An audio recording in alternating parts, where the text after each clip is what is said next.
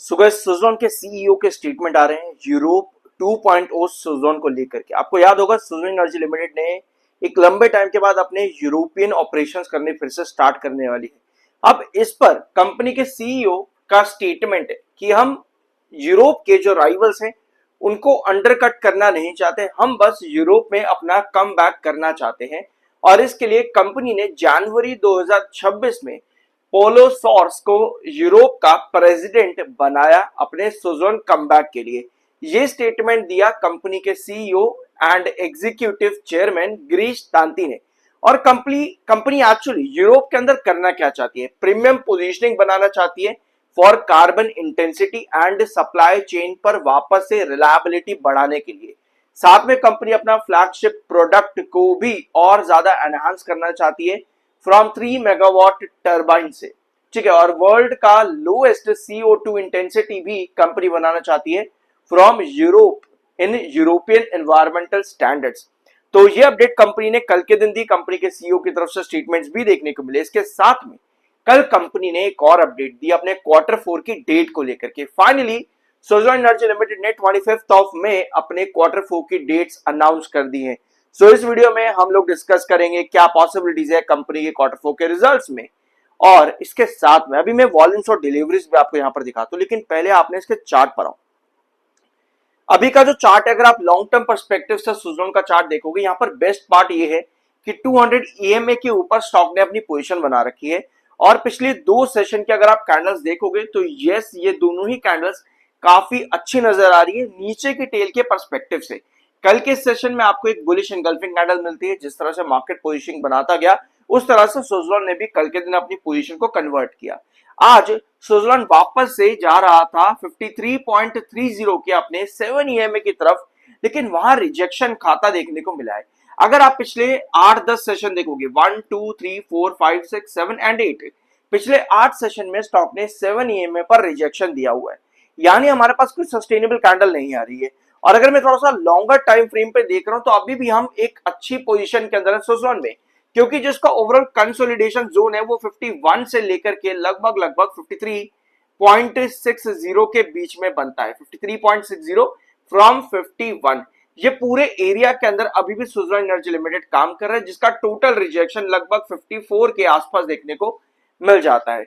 जब तक सुज़लॉन इस वाले कंसोलिडेशन रेंज के अंदर अभी भी यहां पर बना हुआ है, तब तक काफी अच्छी सारी चीजें देखने को मिलती है सुज़लॉन में। आपको मालूम है कि 51 के नीचे वो वाले इन्वेस्टर्स जिन्होंने 50 के आसपास इन्वेस्ट किया हुआ है वो एग्जिट करते देखने को मिल सकते हैं।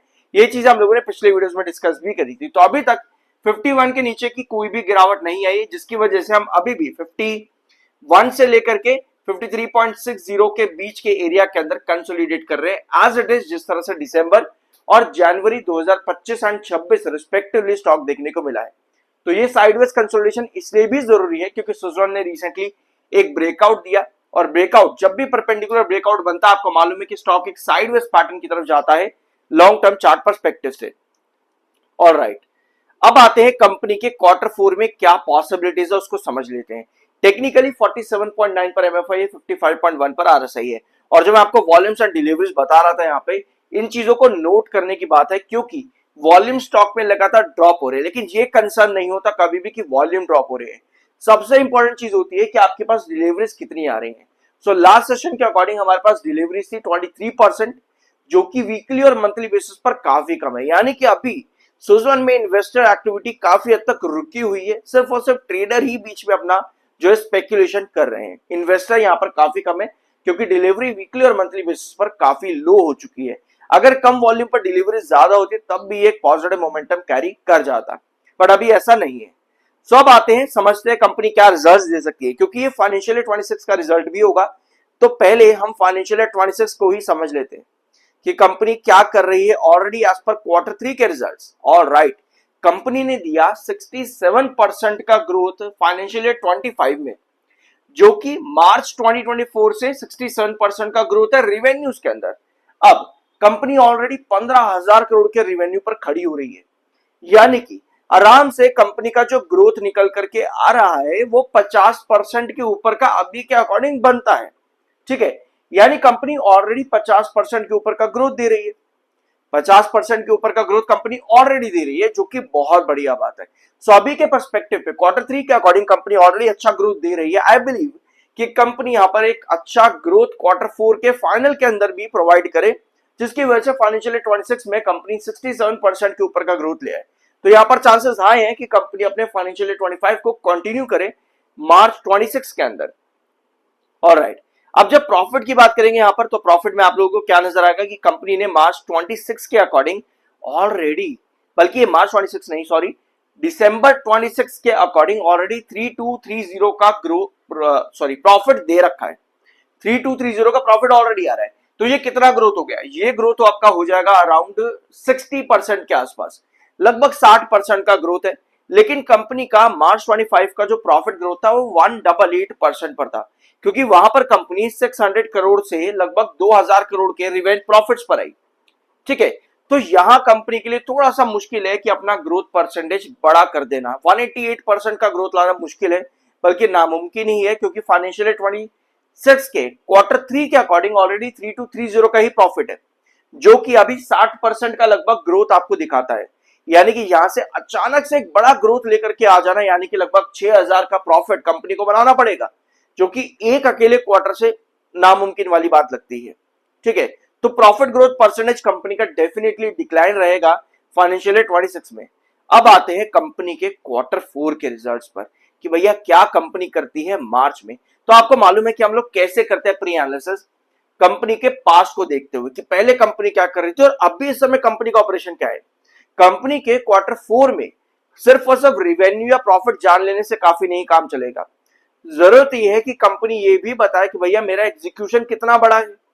समझे, ये चीजें हम लोग कई बार डिस्कस कर चुके हैं, और ये मार्केट एक्सपर्ट्स और ब्रोकरेज हाउसेस का भी सबसे बड़ा मुद्दा है कि कंपनी ये बताए कि एग्जीक्यूशन जो है वो अब कितना ज्यादा स्ट्रांग हुआ है।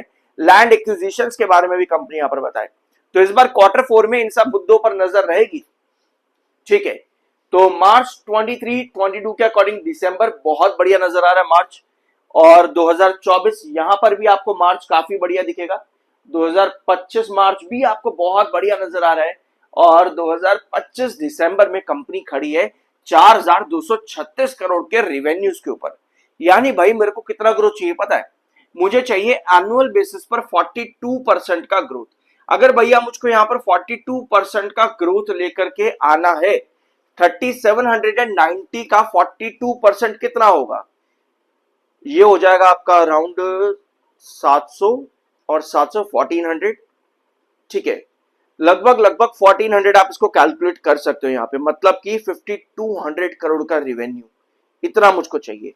कितना? 5200 करोड़ का रिवेन्यू, ये मुझको यहां पर चाहिए होगा। देखो यार, एक चीज नोट करना है यहां पर कि ऑलरेडी दिसंबर क्वार्टर कंपनी का बहुत ज्यादा वीक था।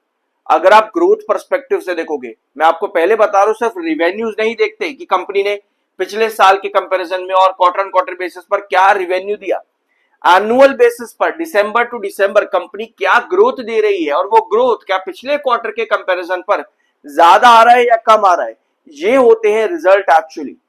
सो यहां पर कंपनी को 42% का ग्रोथ देना है पिछले मार्च के कंपैरिजन में इस बार के मार्च में, जिसके लिए कंपनी को 5200 करोड़ के आसपास का रिवेन्यू चाहिए होगा। आप कैलकुलेट कर लेना, ये रफ मैं आपको बता रहा हूं, इतना रिवेन्यू कंपनी को चाहिए होगा। तो ये एक बड़ा बेंचमार्क कंपनी को लगाने की जरूरत है, जिसके लिए कंपनी को 42% का ग्रोथ लाने की जरूरत है। अब प्रॉफिट परसेंटेज के अंदर कंपनी को क्या चाहिए? प्रॉफिट परसेंटेज में कंपनी को मात्र 15% ही चाहिए। और भाई ये कंपनी यहां पर शायद से कॉप अप कर जाए, ये क्वार्टर 4 शायद कंपनी का दिसंबर से काफी बढ़िया हो, क्योंकि दिसंबर में कंपनी ने बहुत बुरा परफॉर्म किया है, 539 से सीधा 15%। ऑल दो वो बात अलग है कि सितंबर में डेफर्ड टैक्स था तो उसको कॉप अप कर पाना नामुमकिन है, लेकिन स्टिल एनुअल बेसिस पर कंपनी का ग्रोथ परसेंटेज इन प्रॉफिट्स काफी वीक था। सो ठीक है, आप समझते हैं कि कंपनी क्या प्रोवाइड कर देगी यहाँ पे। पिछले साल मार्च में कंपनी का जो डेफर्ड टैक्स था वो 114% पर था माइनस के अंदर, जिसकी वजह से ओवरऑल प्रॉफिटेबिलिटी कंपनी की 1181 पर आई, और जिसकी वजह से कंपनी ने 300% का प्रॉफिट ग्रोथ भी दिया था। तो इतना तो ला पाना बहुत ज्यादा मुश्किल होगा, मतलब कि कंपनी को मात्र 15% का प्रॉफिट ग्रोथ देना है परसेंटेज के अंदर। तो 1181 के ऊपर 15% लेकर के आ पाना मतलब लगभग लगभग 1300 करोड़ के आसपास का प्रॉफिट। ये तो भैया मुश्किल है, ये तभी पॉसिबल है जब कंपनी डेफर्ड टैक्स दे, तभी पॉसिबल है।